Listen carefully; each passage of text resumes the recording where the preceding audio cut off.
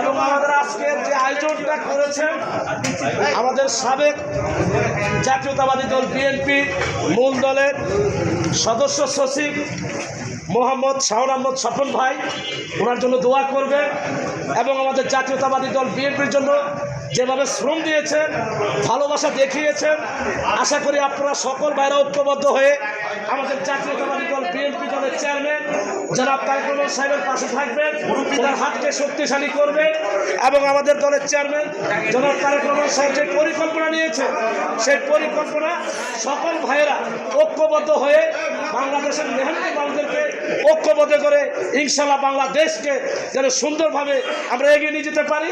আমাদের জাতীয়তাবাদী দল বিএনপির জন্য আপনারা দোয়া করবেন। এই বলে আমি আমার বক্তব্য শেষ করলাম।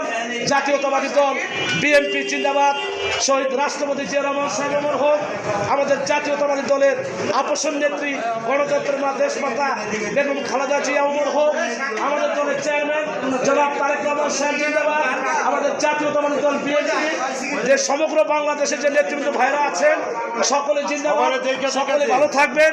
আমাদের বাংলাদেশের আইন শৃঙ্খলা বাহিনী যে অফিসার ভাইরা আছেন, আমার উপদেষ্টা মন্ডলী ভাইরা, আমার ছাত্র ভাইরা, স্টুডেন্ট ভাইরা, সকলে জিন্দাবাদ, সকলে ভালো থাকবেন। বাংলাদেশ জিন্দাবাদ, জাতীয়তাবাদী দল বিএনপি জিন্দাবাদ।